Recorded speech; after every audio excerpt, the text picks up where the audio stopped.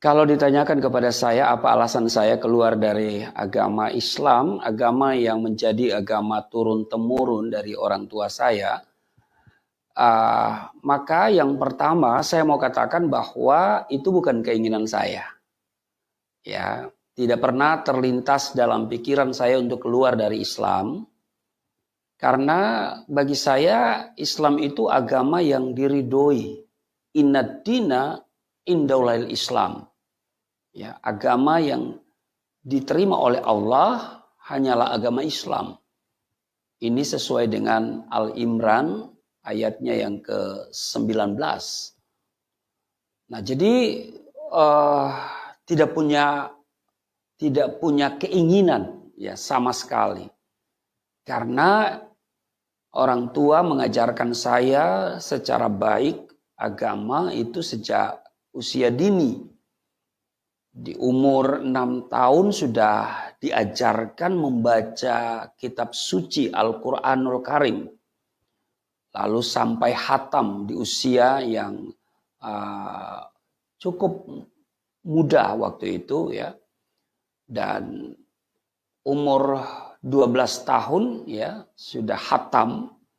Lalu kemudian diajarkan untuk sholat 5 waktu. Jadi 12 tahun itu dianggap sudah akhil balik. Jadi sudah wajib sholat. Nah, seorang muslim kalau dia tidak bisa mengaji, membaca Al-Quran, berarti dia tidak bisa sholat.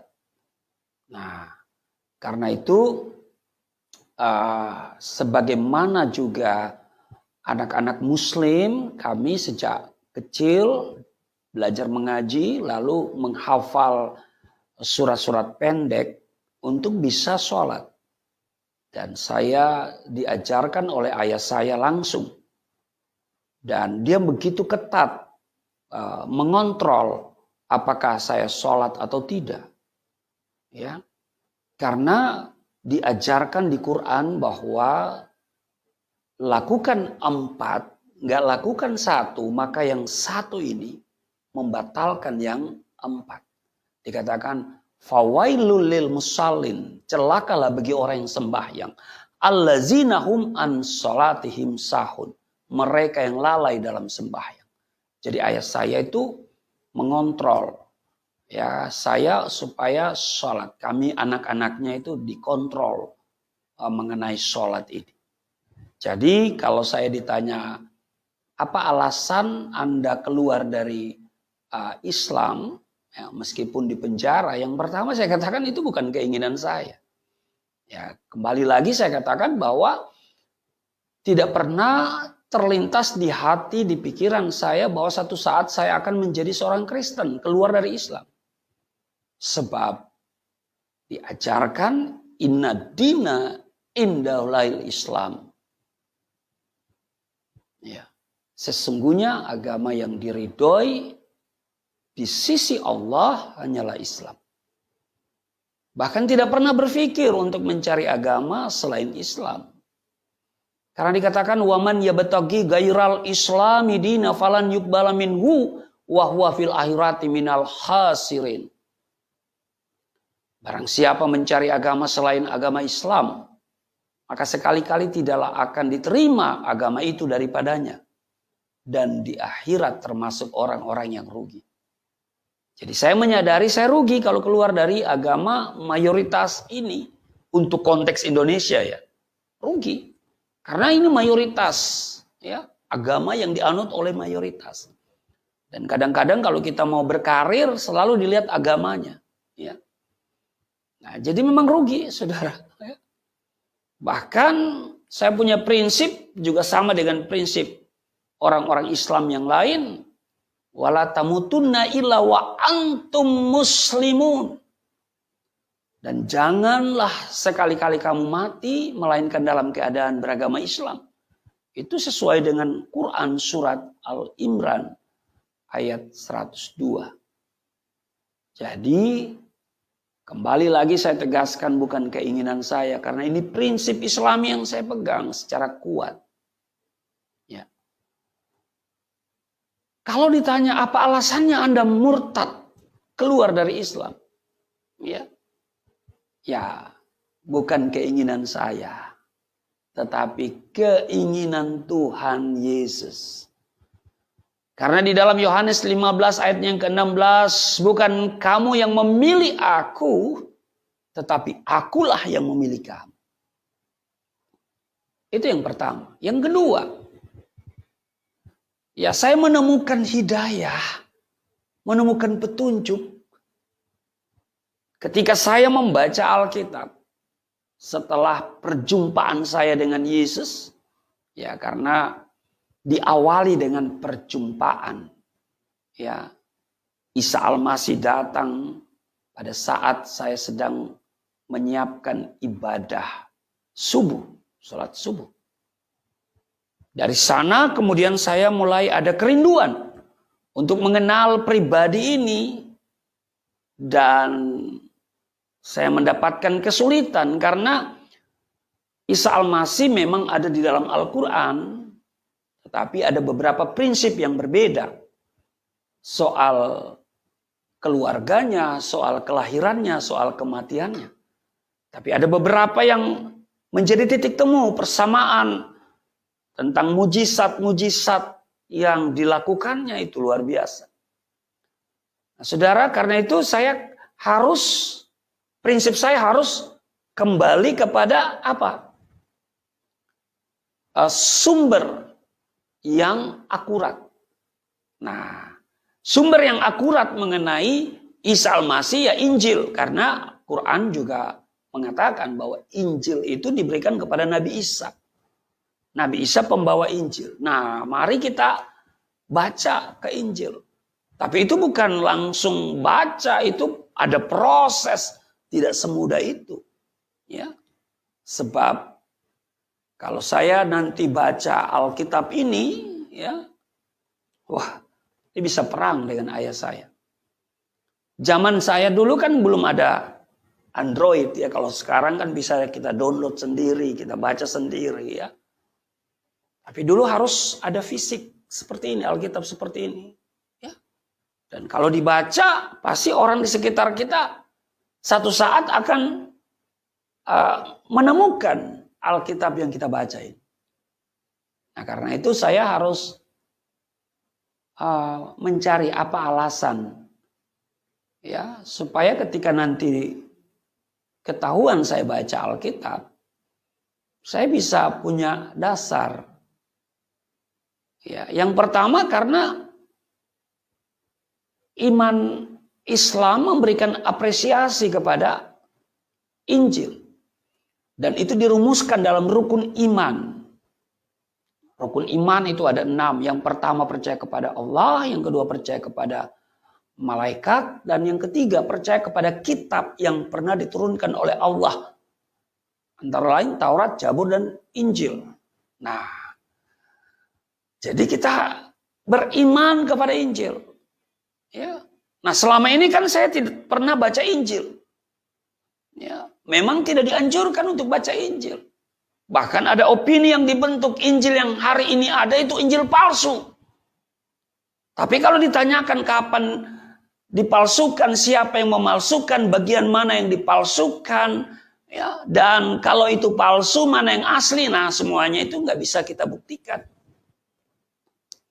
Nah, saya harus meninggalkan pemikiran-pemikiran itu, ya. Itu kan asumsi, ya. Maka untuk mengenal pribadi Isa Al-Masih kembali kepada sumbernya, yaitu Injil. Nah, sementara iman Islam mengajarkan percaya kepada kitab yang pernah diturunkan oleh Allah. Taurat, Zabur, dan Injil. Itu yang pertama. Yang kedua, di dalam surat Al-Maidah 46, wa atainahul injila fi hudan wa nurun. Jadi dikatakan Allah kami berikan Injil, kata Allah, ya. Wa atainahul injila, kami berikan Injil, ya, fihi, Di dalamnya hudan. Ada petunjuk. Ya, ada hidayah. Ya. Nah, jadi Injil itu petunjuk. Di dalamnya ada petunjuk loh. Petunjuk apa ya? Semua yang kita butuhkan dalam hidup ini. Dan terutama tentu petunjuk keselamatan. Bukan cuman hudan tapi juga wanurun. Dan cahaya, terang. Terang itu artinya jelas. Kita butuh terang supaya kita jelas. Ya. Terang supaya kita bisa membedakan mana yang asli, mana yang palsu. Ya kan? Mana yang hitam, mana yang putih. Kita butuh terang. Wah, ini luar biasa. Ya. Jadi saya harus baca Injil. Ya. Saya harus baca Injil. Waktu saya membaca Injil, nah saya menemukan apa yang selama ini yang saya cari. Apa yang selama ini saya minta. Apa yang selama ini dirindukan. Bahkan yang dibutuhkan oleh setiap orang. Apa itu? Keselamatan hidup kekal. Semua orang butuh diselamatkan. Semua orang mau mati masuk surga. Kecil, besar, tua, muda, miskin, kaya. Kalau ditanya Anda mati hari ini mau kemana? Oh, pasti surga dong, surga dong, surga. Cuma persoalan. Apakah surga pasti bagi setiap orang?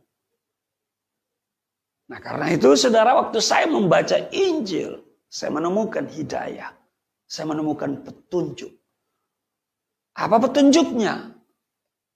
Ya, banyak hal, tapi yang paling utama, Yohanes pasalnya yang ke-14 ayat yang ke-6. Akulah jalan, kebenaran, dan hidup. Tidak seorang pun yang datang kepada Bapa kalau tidak melalui aku. Ini ucapan Isa Al-Masih, Yesus Kristus. Dan pastinya adalah kebenaran. Ya. Karena Isa Al-Masih itu adalah kebenaran itu sendiri. Ya. Dia katakan, akulah jalan, kebenaran, dan hidup. Jadi itu sama dia berkata, aku adalah kebenaran, aku adalah jalan, dan aku adalah kebenaran, dan aku adalah kehidupan. Dan kitab suci Al-Quran berkata Isa itu suci. Dia memperkatakan perkataan yang benar. Dia tidak pernah bikin hoax. Dia memperkatakan perkataan yang benar. Nah, ini sesuatu yang menarik. Jadi, kalau ditanyakan kenapa Anda keluar dari Islam, pertama bukan keinginan saya. Kedua, saya mendapat petunjuk. Petunjuk apa ya? Keselamatan. Iya, karena dulu saya saya sedang mencari keselamatan. Ya. Dulu saya paling takut kalau mati, ya, lalu kemudian ada malaikat yang datang bertanya, menghakimi kita di dalam kubur. Waduh, namanya Mungkar Nakir. Dan dia bertanya beberapa hal dan menggunakan bahasa Arab. Waduh, saya paling takut tuh. Ya. Nah, jadi saya ketika Yesus berkata, akulah jalan, kebenaran, dan hidup, tidak seorang pun yang datang kepada Bapa. Bapa itu di mana? Di surga. Berarti dia mau mengatakan tidak seorang pun yang datang atau sampai ke surga kalau tidak melalui dia. Mungkin sebagian orang berkata ada banyak jalan menuju Roma. Dan karena itu juga ada banyak jalan menuju surga. Tapi bagi saya tidak. Silakan banyak jalan menuju Roma. Tapi menuju surga hanya satu. Melalui Yesus Kristus. Kenapa? Karena dia yang dari surga. Dia memberitakan tentang surga. Dan dia kembali ke surga. Iya kan? Semua nabi, semua rasul mati hari ini sedang menunggu kebangkitan. Semua nabi, semua rasul hari ini bergelar almarhum. Tapi Yesus, dia tidak bergelar almarhum. Dia kembali ke surga. Maka itu setiap kita yang percaya dan menjadi pengikutnya. Menjadi pengikutnya ya. Kita akan kembali ke surga karena memang surga tempat kita berasal. Di dunia ini kita hanya sementara. Dan kita pasti akan kembali ke surga. Surga harus pasti. Surga tidak boleh mudah-mudahan. Memiliki rumah besar boleh mudah-mudahan. Saudara boleh mudah-mudahan punya suami yang ganteng, punya istri yang cakep. Ya, menjadi orang kaya bisa mudah-mudahan, tapi masuk surga nggak boleh mudah-mudahan. Pastikan dari sekarang. Iya. Pastikan dari sekarang dan Yesus menjamin hal itu. Ya. Karena di dalam Yohanes 10 ayat 9 dia berkata, "Akulah pintu. Barang siapa masuk melalui aku, ia akan selamat dan ia akan masuk keluar dan menemukan padang rumput." Di Yohanes 10:28 dia berkata, "Dan aku memberikan hidup yang kekal kepada mereka dan mereka pasti tidak akan binasa." Sekali lagi pasti tidak akan binasa sampai selama-lamanya dan seorang pun tidak akan merebut mereka dari tanganku. Bahkan di Kisah Rasul 4:12, "Dan keselamatan tidak ada di dalam siapapun juga selain di dalam Dia. Sebab di bawah kolong langit ini tidak ada nama lain yang diberikan kepada manusia yang olehnya kita dapat diselamatkan." Luar biasa.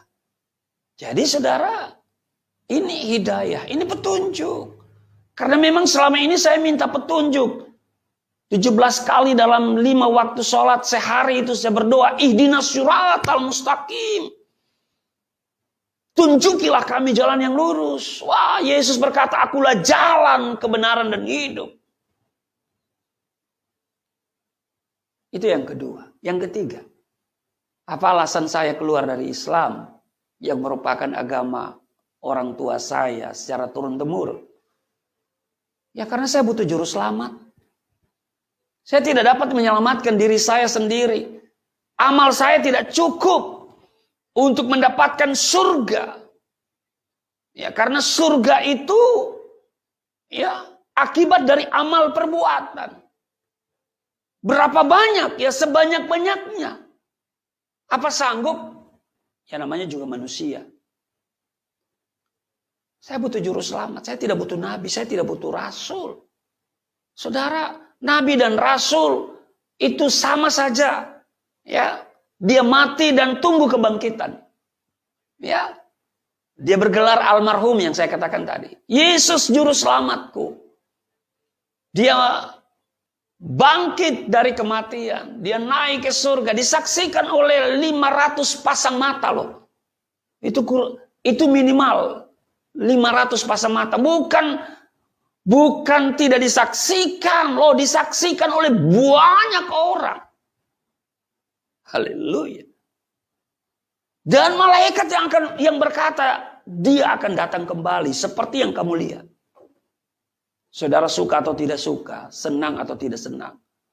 Yesus akan datang yang akan menentukan kita kematian yang kekal atau kehidupan yang kekal. Saudara bisa menghujat dia hari ini. Saudara boleh tidak percaya kepadanya. Tapi satu waktu nanti, saudara akan berhadapan dengan dia. Saudara, saya butuh juru selamat. Saya tidak cukup amal saya. Ya, tidak ada amal perbuatan baik saya yang bisa memasukkan saya ke dalam surga dan menyelamatkan saya dari neraka. Ya, kecuali apa? Ya, rahmatan minallah. Rahmat atau anugerah dari Allah. Dan ini sudah tertulis. Ya. Sudah tertulis dalam Efesus pasal yang kedua ayat yang ke-8. Dan karena kasih karunia kamu diselamatkan oleh iman. Itu bukan hasil usahamu, tetapi pemberian Allah. Haleluya. Jadi saudara, saya butuh juru selamat. Apapun orang katakan, saya hanya butuh juru selamat. Kalau Anda protes, ya silakan kalau Anda bisa menyelamatkan dirimu dengan amal perbuatan. Sebab ingat loh, waktu kita mati, ada mungkar nakir bertanya kepada kita dengan bahasa Arab. Salah jawab, dicambok. Lagi-lagi bahwa yang bisa menjawab itu realitas kehidupan kita hari ini. Amal perbuatan kita. Nah, kalau nggak cukup amal perbuatan kita nggak bisa jawab. Mungkin kita bisa jawab, lolos dari itu. Tapi masih ada tahap berikutnya untuk masuk surga. Dikisahkan bahwa nanti pada hari kiamat, semua orang akan berkumpul di padang mahsyar. Dan nanti ada jembatan yang menghubungkan antara padang mahsyar dan pintu surga. Dan jembatan itu di bawahnya ada api neraka. Dan jembatan itu dikisahkan lebih tipis dari rambut.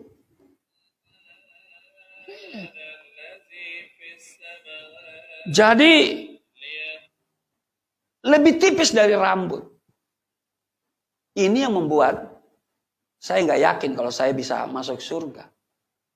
Mungkin masuk surga itu mudah-mudahan, tapi masuk neraka itu pasti. Itu pasti.